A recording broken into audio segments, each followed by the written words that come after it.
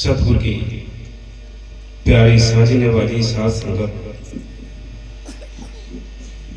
जहां तक भी आवाज जा रही हो हमारे के प्यारे गांव वासियों, आज मालिक की मेहर से इस पावन मालिक की इस नाम चर्चा और पूज्य परम संत बाबा बहादुर चंद बघेल साहब जी के जन्मदिन के इस भंडारे के मौके पर आप सभी दूर दराज से आई हुई साथ संगत के लिए लाख लाख बधाइयां। सदगुरु हम सबके लिए इसी प्रकार वो अपना प्यार, अपनी दया में है, अपनी तवज्जो बख्शता रहे, ताकि हम अपने इस परमार्थ के कार्य को करते रहें, अपने इस काल के देश से छूटने का जतन करते रहें। हम सबके लिए मालिक की मेहर से सतगुरु वो बल बख्शे जिससे हमें इस काल की नगरी का जो बंधन लगा है, जिस देश में हम यहाँ फंसे पड़े हैं, हम अपने घर पहुंच जाएं। संतों ने हमेशा ही आकर वो रास्ता बताए हैं जिससे हम अपने घर पहुंच जाएं। उस रास्ते को छोड़कर हम भटक जाते हैं, रास्ते पे चल नहीं पाते। इसमें संतों की कोई खोट नहीं, उनकी कोई कमी नहीं। कमी है हमारी जो हम इस रास्ते पे नहीं चल पाते। संतों ने तो हर तरीके से समझाने की कोशिशें की हैं, बड़े प्यार से भी समझाया है। वो क्या कहते हैं कि सारी दुनिया एक अपने उस सुख की तलाश में रहती है। सुबह से शाम तक हम जुगत में रहते हैं, कैसे हमारी खेती बाड़ी ठीक हो, कैसे हमारे बिजनेस व्यापार ठीक हो, किस तरीके से हम अपनी सर्विस को निभाएं। हर एक इंसान इस जगत में रहता है कि मेरे को सुख मिल जाए। इस सुख के जरिए इन बाहर के सामाजिक कार्यों के जरिए जो भी हमें धन अर्जित होगा, जो धन मिलेगा,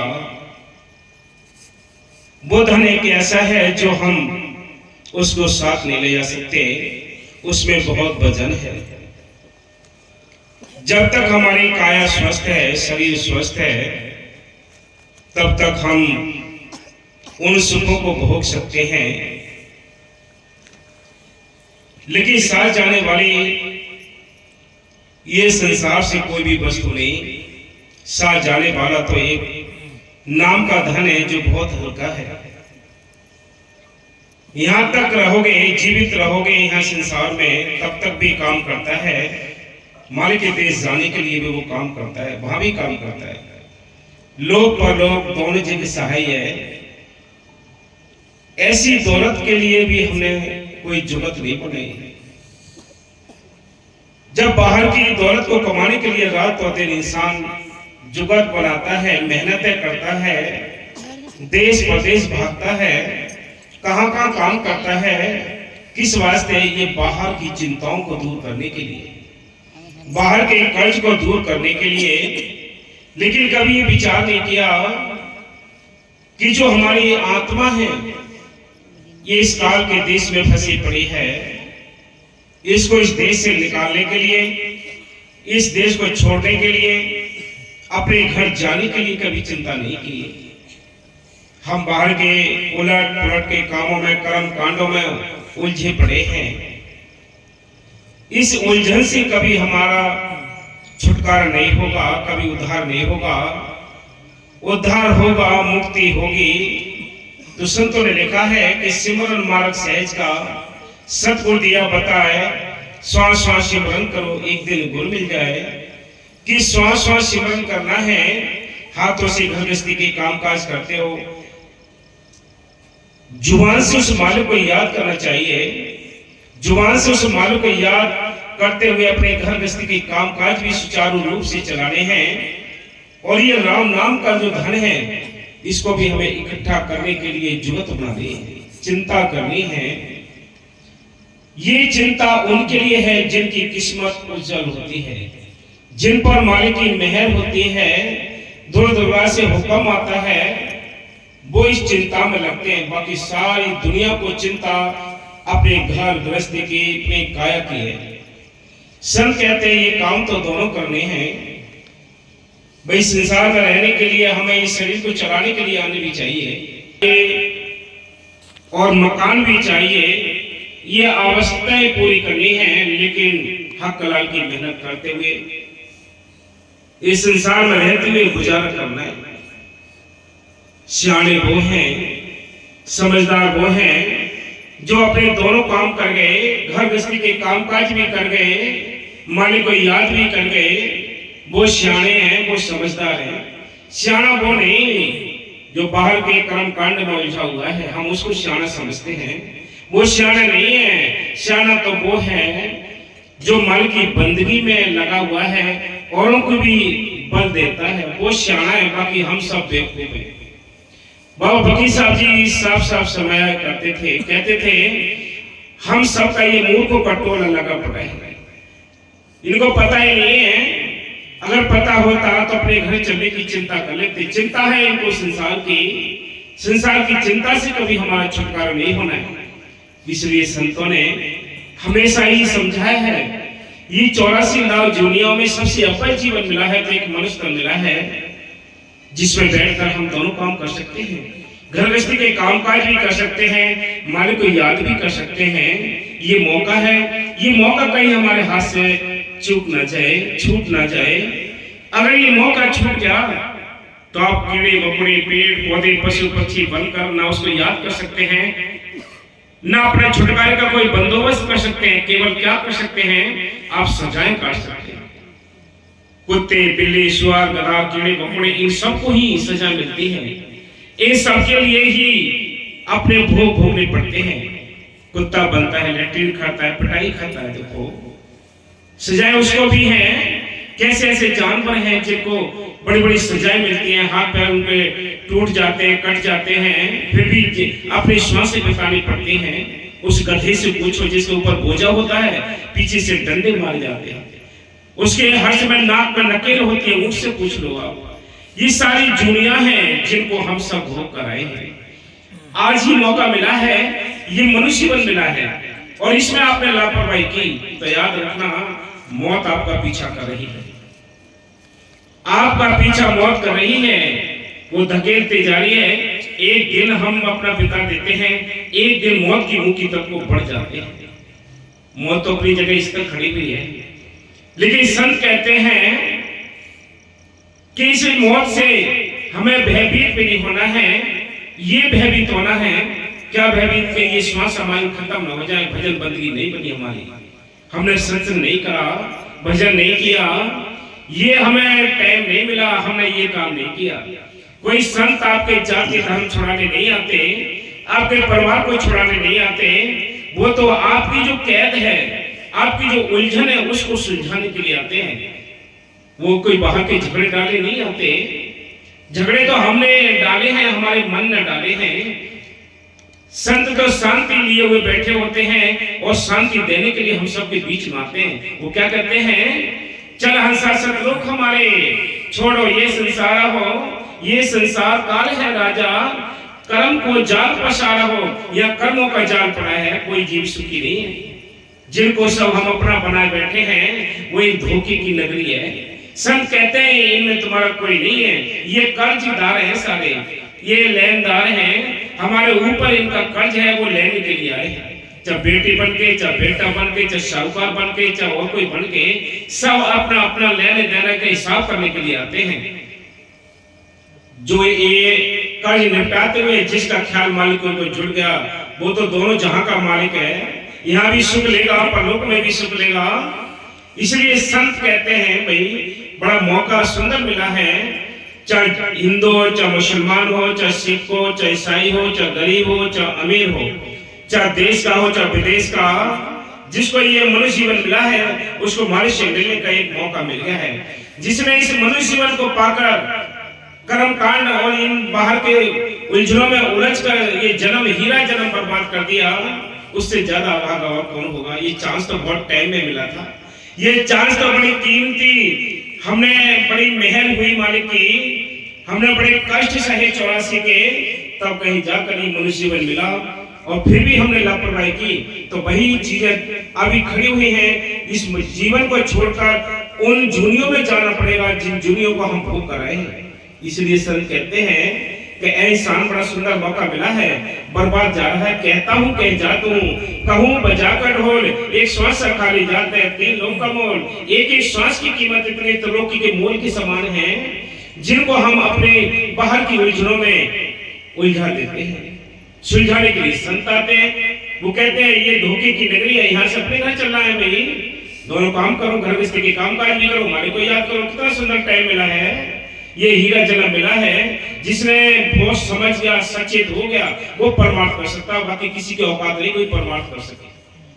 काल पीछे पड़ा है, काल ने घेरा डाल रखा है, काल ने जाल बिछा रखा है, किस वास्ते है कि जीव निकल ना जाए। आपकी बस की बात नहीं कि आप अच्छा काम कर लें, आपकी बस की बात नहीं है कि आप बुरा काम कर लें। ये तो कुछ कर्मों का हिसाब है, कुछ काल की नगरी में जो कुछ हम यहाँ देख रहे हैं, काल की सरकार में रहते हैं, उसने अपना सारा जाल बिछा रखा है। काम, क्रोध, लोभ, मोह, अहंकार, ये सारे चारों ओर पहरेदार लगे हैं। बाबा मेरे साथी कहते हैं जीव ऐसे बंधा हुआ है जैसे 5 लड़ी, 7 लड़ी, 8 लड़ी रस्सियों में बंधा हुआ हो जीव, कैसे खुलेगा, कैसे आजादी पाएगा। इसलिए संत कहते हैं आजादी तभी मिलेगी आपको जब ये नगरी छूट जाएगी। क्या कहते हैं, चल हंसा सतलोक हमारे, छोड़ो ये संसार हो, ये संसार काल है राजा, कर्म को जाल पसारा हो। यह कर्मों का जाल पड़ा है। बाबा बगीचारी कहते हैं कोई यहाँ गरीब नहीं है, सब कर्मों के मारे हुए हैं, कोई दुखी नहीं, सब अपने कर्मों की सजा भोगते हैं। इसलिए संत कहते हैं जी, चरना दी प्रीत मिले, फूल बड़े पे खिले जावा, होली ऐसी जुगत बने, सतगुरु नाल मिल जावा।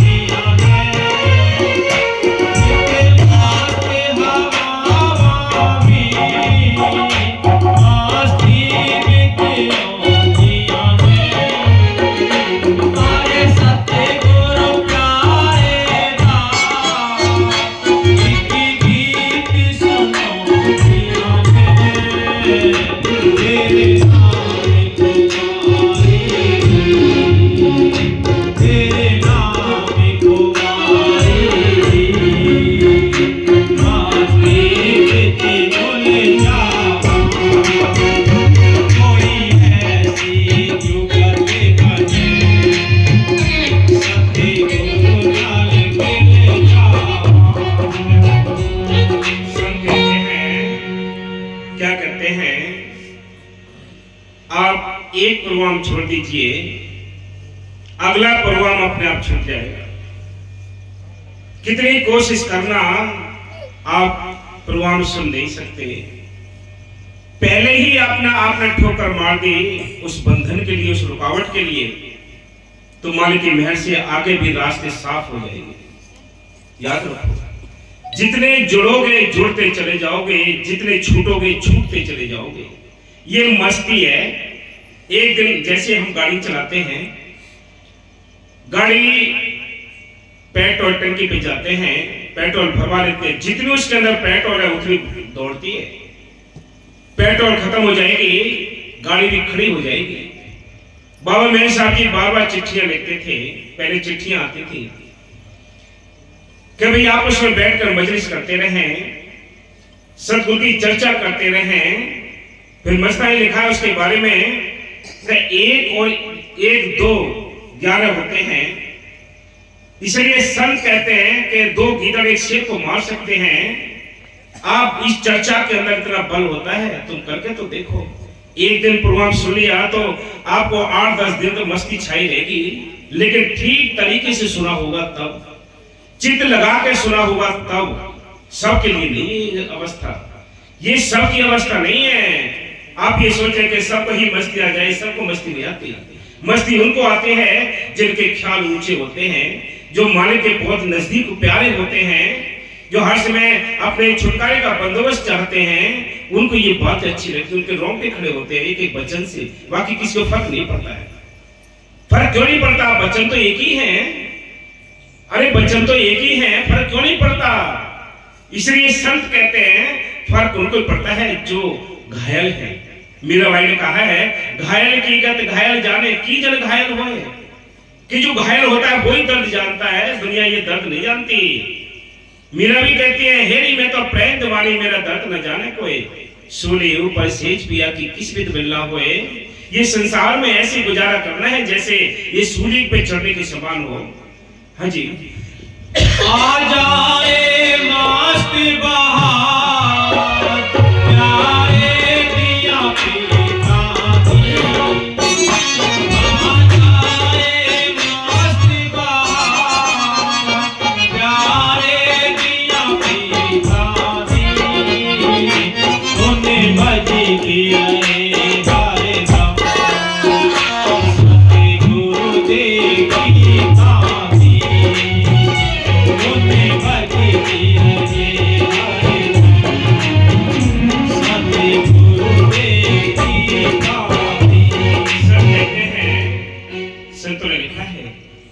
कि अगर आपके ख्याल नहीं जुड़ पा रहे हैं तो बहुत सारे साधन बताते हैं।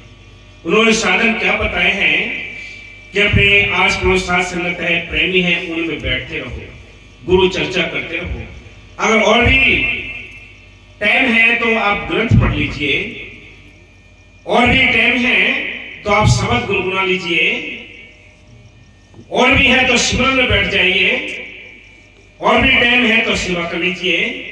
ये सारे साधन इसलिए बनाए हैं कि किसी न किसी तरीके से इसके ख्याल मालिक को जुड़ जाए। अब ये सारे साधनों में हम कितने साधन करते बताइए? कभी विचार किया है? कितने साधन अपनाते हैं? रात और दिन अपने घर गृहस्थी को उलझन में उनकी चिंताओं में लगे पड़े हैं। चिंता राम नाम की नहीं की।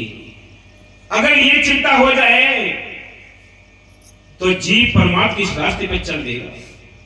हम रुके क्यों खड़े हैं? क्योंकि हमें वो चिंता नहीं, वो अगर सोच नहीं, वो हमारे अंदर वो लगन और तवज्जो नहीं। इसलिए संत कहते हैं कि हम रूखे फीके बनकर उम्र गुजार जाएंगे। मालिक ये कहते हैं कि इसको हवा भी नहीं लगी है, प्रेम की हवा नहीं लगी हमें भी। अगर हमें हवा लगी होती तो सेवा करने का मन करता, सिमरन करने का मन करेगा, संतों के दर्शन करने का मन करेगा। हम ये पार्टियां क्यों लड़ाएं? इसलिए संत कहते हैं मालिक तो प्रेम में रहता है।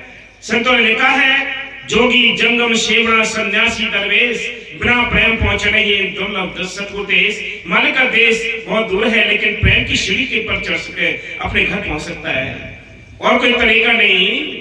इसलिए संतों ने साफ लिखा है कि भाई ये मौका है, इस मौके का फायदा उठा लो। ये हीरा जन्म मिला है, ये किसी एक जाति से संबंध नहीं रखता, ये किसी संप्रदाय से संबंध नहीं रखता, ये तो रखता है संबंध इंसानियत से, मानवता से। इंसान पैदा होता है, एक मानव होता है, एक इंसान होता है, लेकिन अपने कर्मों की वजह से यह हैवान बन जाता है, इंसानियत छोड़ देता है। तो इंसान किसकी कदर करेगा? वो किसकी कदर करेगा बताओ? इंसान तो सभी हैं। कोई जेल में सड़ रहा है, कोई नरकों में धक्के खा रहा है, कोई कीड़े मकोड़े बना पड़ा है। संत कहते हैं इनसे कैसे आजादी पाओगे, कैसे छूटोगे? ये हमारे हाथ से समय हमारे हाथ से निकलता जा रहा है। हाँ जी। धोने बाजी दिया है